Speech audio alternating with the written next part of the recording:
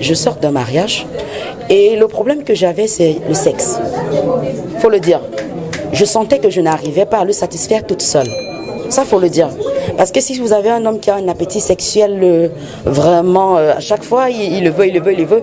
Pour une femme qui travaille, déjà, elle ne peut pas assumer. Donc, je suis pour qu'il y ait une polygamie saine. Et lorsque je parle de polygamie saine, c'est une polygamie dans laquelle, bon, les femmes ne sont pas dans la même maison. Ça veut dire chacune a son chez-soi et à chacun son moment. Donc, de lundi à mercredi, monsieur est chez toi. De jeudi à vendredi, il est chez moi. Voilà, donc je préfère que ce soit comme ça. Déjà, ça va m'aider. J'ai le temps de me reposer, de m'occuper de mes enfants. Donc, au moment où il revient, je suis prête à l'accueillir. Voilà, donc je suis pour la polygamie saine. Il faudrait que nos sœurs acceptent ça. Il faudrait qu'on nous réapprenne ça. On est venu avec la culture européenne où on nous dit il doit être mon homme à moi toute seule. Mais c'est ça qui nous pourrit la vie aujourd'hui avec le phénomène des chisas. Tout simplement parce qu'on a voulu nous faire croire que maintenant nous sommes européens, on peut vivre comme les Européens, voilà, un homme doit avoir une seule femme, mais je dis non, c'est pas possible. Un homme devrait avoir plusieurs. Il faudrait que la polygamie soit saine, il faudrait que les femmes acceptent cela. Justement, est-ce que vous êtes en train de dire qu'une femme ne suffirait pas à un homme? Non, je ne pense pas. Une femme ne suffirait pas à un homme. Déjà, l'instauration de la monogamie, ça a créé trop de problèmes. Puisque la monogamie, c'est quoi? C'est une polygamie de tranchées. Parce que pour la monogamie, qu'est-ce qui se passe? Il y a une au-dedans et plusieurs à l'extérieur. Donc, quel qu'en soit le cas, où est-ce qu'on soit, même dans quel, je ne sais pas, tous les hommes sont polygames. Il y a cette polygamie de tranchées. Il y a toujours une femme quelque part dans l'ombre qui tire les ficelles pour déchirer le ménage. Alors que si au départ, on avait accepté la polygamie, qu'est-ce que le mari ferait? S'il est amoureux d'une femme et qu'il pense qu'il peut la prendre pour épouse, ça serait mieux de la ramener à la maison. Et puis les différentes femmes, comme je l'ai dit au départ, les chefs de département, les chefs de structure, chacun aurait des rôles spécifiques. Cet ensemble-là produiront donc, je pense, l'éclosion de la famille. La famille serait rehaussée et il y aura même moins de problèmes. Parce que qu'est-ce qui se passe? Ces femmes au dehors, c'est la conséquence de cette monogamie qui voudrait qu'une dedans, plusieurs à l'extérieur. Et la polygamie de tranchées, avec tout ce que ça comporte, les femmes à l'extérieur ne restent pas là impassibles. Il y a les maraboutages, il y a des ensorcellements, il y a plus les maladies sexuellement transmissibles, les enfants monoparentaux et autres. Il y a plusieurs mots. Donc, c'est dû au fait que la femme veut être dans un foyer monogame, oubliant qu'elle aussi, elle reçoit des chocs par rapport à tout cela. Vous voyez, aujourd'hui, on demande trop à la femme, parce que les importateurs de modèles ont institué beaucoup de choses dans notre société qui ne s'accommodent pas avec nos réalités. Donc, moi, je pense que pour ce mouvement, c'est un mouvement qu'on doit intégrer dans notre société africaine. Moi, je suis fan, ce peuple de l'Afrique centrale qu'on trouve au Gabon, en Guinée équatoriale, au Cameroun et au Congo. Oui. Nos ancêtres, depuis la création, nos ancêtres ont trouvé la nature et ils ont quitté cette nature, la nature est restée imperturbable. Bon, quand ça ne va plus, je crois qu'il faut regarder dans le rétroviseur, faire une marche en arrière. Moi, je pense que ce serait mieux que nous soyons tolérantes, nous les femmes, laisser nos maris prendre d'autres épouses. Vous parlez de fécondité. Quand vous entrez au LACAM, il paraît qu'on vous attribue directement une épouse. Non, pas une épouse. Quand j'entre au LACAM, on doit obligatoirement me donner 9 épouses. 9 9. 9 épouses. Voilà, parce qu'il faut que, avant la sortie de l'ACAM, durant les 9 semaines, que plusieurs soient déjà fécondes, que plusieurs soient déjà la grossesse, ou même déjà donné. Voilà. Ah, donc vous devez enceinter effectivement, mais ça fait partie des tests. Waouh! Et comment ça se passe? Je réfléchis à un Africain vivant ici en Occident. Comment ça se passe? Il y a une qu'on choisit pour être la première épouse qui va décider pour les autres, ou elles ont toutes même grade? Non, les fonctions sont reparties, si bien que personne n'a envie à l'autre. Ça, c'est traditionnel. Il y a des postes de responsabilité bien hiérarchisés, si bien que personne n'a envie. Ce sont les 9 premières qu'on est dans la noviciat ensemble, nous recevons les formations. Parce que même elles, dans l'exercice de mes fonctions, elles participent. Elles ont un rôle important à jouer et les fonctions sont bien reparties. La première femme, la deuxième, la troisième, ainsi de suite. Et qui est votre première épouse? Hein? Qui est votre première épouse? C'est une princesse de Baham. Ah, ça ne m'aide pas beaucoup, moi. Oui, mais parce que là, quand j'ai succédé à mon père, Oui. très jeune que j'étais, le feu Cheb Kamwa m'avait donné d'office 3 de ses filles. Ah oui? Ah. Avec tout ce que ça comporte comme rite. Voilà. Je suis quand même toujours bloqué sur l'histoire des épouses. 9 épouses dès votre intronisation. Est-ce que vous avez un nombre maximum d'épouses que vous devez avoir sur votre vie ou c'est à votre liberté? Non, jusqu'à présent, je continue à me marier. Et parce que déjà nous autres, pour gérer une seule épouse, mais je ne sais pas comment vous faites, je vous envie. Parce que gérer autant d'épouses, chapeau. Mais peut-être, je pense que ça part de votre propre défaillance. Oui, oui, ne pas être capable de gérer votre épouse. Bon, comment vous faites? Parce que quand vous aviez parlé de plusieurs bureaux, mais quand vous avez 10 bureaux, vous gérez les 10 bureaux. Mais moi, je préfère les gérer, avoir toutes mes femmes chez moi. Je ne préfère pas avoir des bureaux ailleurs.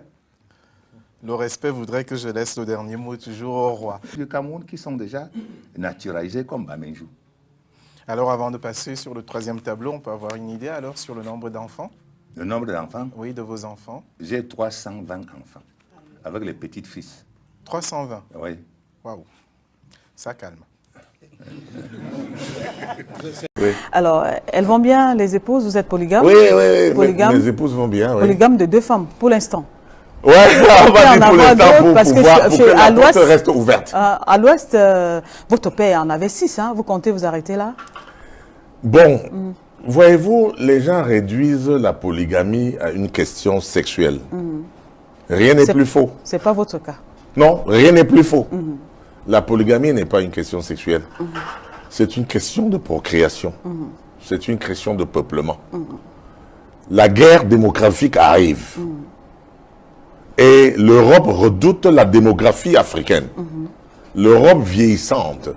La démographie est au centre de la gouvernance d'un pays. En Chine, à un moment, ils avaient réduit les naissances. Aujourd'hui, ils en sont encore à 2. Hier, il y a 2 ou 3 jours, j'ai eu un rapport de la Chine qui s'inquiétait de la réduction du nombre de naissances. La démographie, madame, est au centre de la gouvernance de tout le pays. Nous avons en Afrique subi l'esclavage qui a déporté l'essentiel des hommes forts. Les hommes ont été plus ravagés. Nous avons connu en Afrique les guerres tribales. Et c'est les hommes qui allaient à la guerre et qui mouraient à la guerre. Et qui ont fait en sorte qu'il y a un déséquilibre. Un déséquilibre de telle manière qu'on a 53% de femmes contre 47% d'hommes aujourd'hui au Cameroun. Et donc, du coup, si vous voulez suivre la religion chrétienne introduite par les Blancs, les colons, qui voudraient qu'on soit monogame et qu'on n'épouse qu'une seule femme, nous allons les imiter et notre société va dépérir. Parce que vous aurez 6% de femmes qui n'auront pas de mari et qui seront un danger pour la société. Soit qu'elles vont devenir des lesbiennes, soit qu'elles vont devenir des voleuses de mari, comme on les appelle comme ça. Donc, il faut donner la possibilité aux gens, n'est-ce pas? Oui, oui, je parle des maîtresses. Aux gens d'épouser plusieurs femmes. D'abord, pour un problème, n'est-ce pas, de notre démographie. Je puis vous dire ici que eux, s'ils ne prennent pas garde, d'ici à 50 ans, un noir sera président de la France. Et après, ce sera un arabe. Ce sera un blanc ou un arabe. Ce sera un africain, en tout cas. Et donc, ça va continuer parce que nous, regardez, en Érythrée, il y a une loi qui impose aux gens d'avoir au minimum 2 femmes. Ok, ça c'est compris. C'est pas compris, madame. En Inde, la chose est tellement que les femmes sont devenues rares, que 4 hommes épousent une seule femme. Parce qu'il y a un déséquilibre dans la société. Qui fait donc on oblige 4 hommes à avoir la même femme. Et ainsi 4 frères peuvent prendre une femme pour pouvoir procréer dessus. Au Sénégal, les femmes revendiquent le droit à ce que leur mari ait 4 femmes.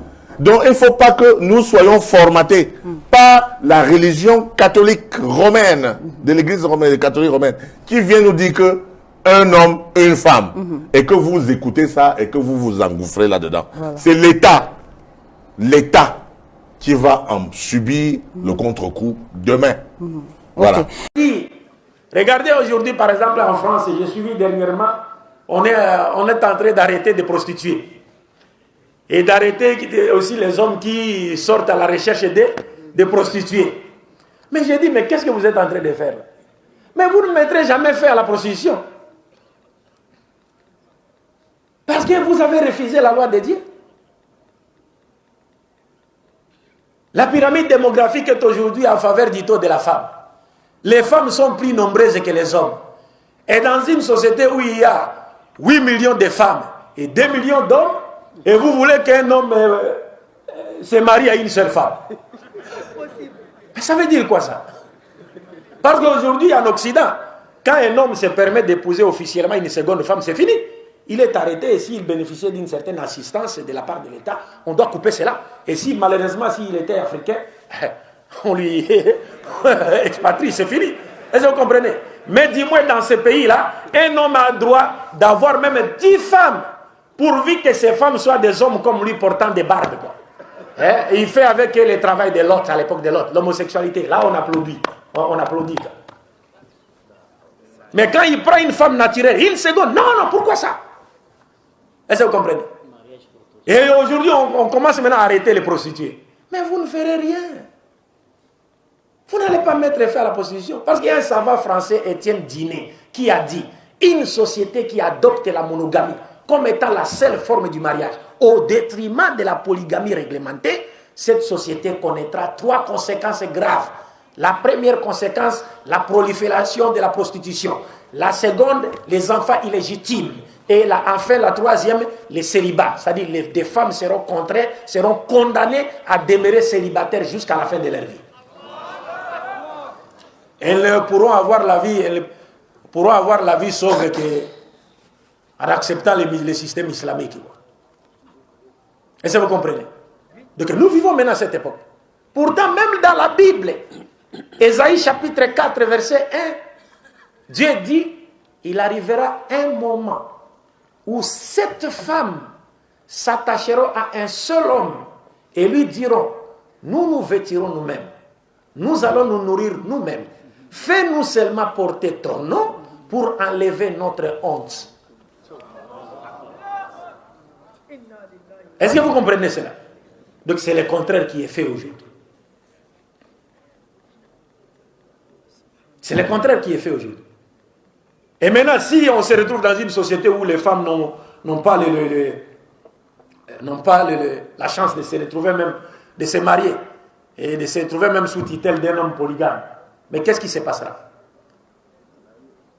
Ces femmes-là qui ont des besoins naturels, qu'est-ce qu'elles vont faire? Mais n'est-ce pas qu'elles vont développer des stratégies visant à attirer et les hommes mariés et les hommes non mariés dans les mailles de leur filet? Et qu'est-ce qui s'en suivra? La prostitution, les enfants illégitimes, les célibats. Les 3 conséquences graves auxquelles l'islam ajoute 2 autres pour en faire 5.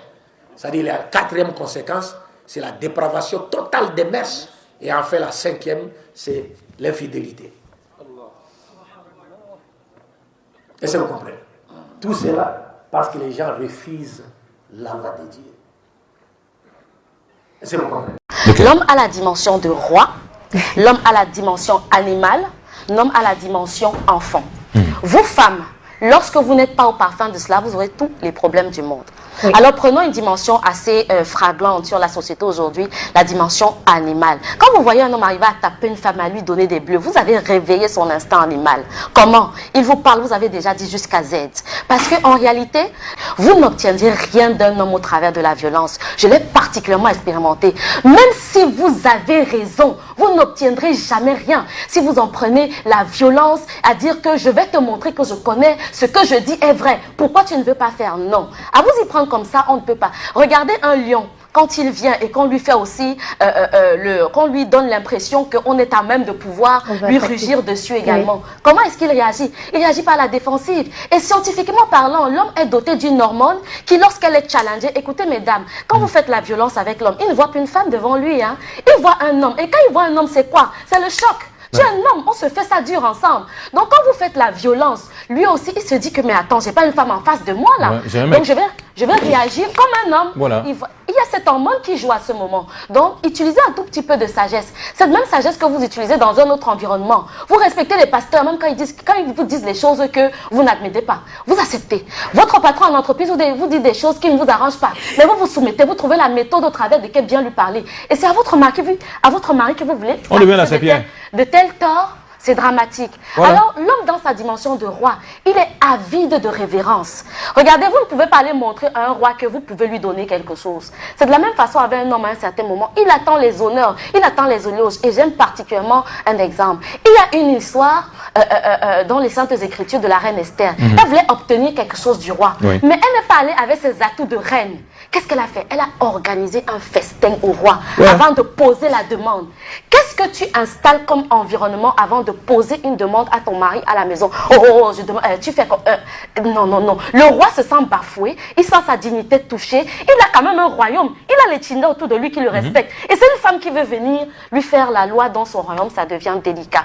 Et la dimension d'enfant de l'homme, effectivement, c'est ce petit garçon qui, lorsque vous lui refusez peut-être quelque chose, et qu'on lui a proposé ça ailleurs, il voulait tellement la chose, il va aller chercher ailleurs. Voilà. L'enfant, il faut le prendre. Il faut lui expliquer. Il faut savoir dire à l'enfant que, bon, tout c'est toi. Et l'enfant, c'est ça en réalité. Un enfant vient vous demander un bonbon, vous lui dites, je te donne pas, sans explication. Une autre personne va venir lui dire que viens prendre le bonbon. Il va aller chercher ce bonbon-là. Voilà. Et une femme qui n'a pas la notion de savoir que pour un tel climat dans la maison, il faut que je pense que à ce niveau, c'est la dimension du roi, la dimension de l'animal.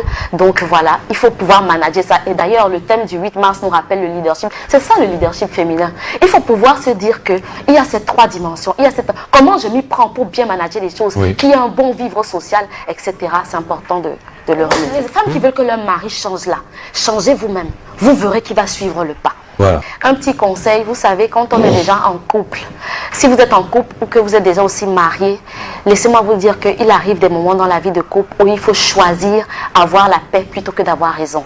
Qu'est-ce que vous voulez réellement? Vous voulez avoir raison ou bien vous voulez être heureuse en couple? Faites la part des choses et faites le bon choix. Voilà, le message est clair.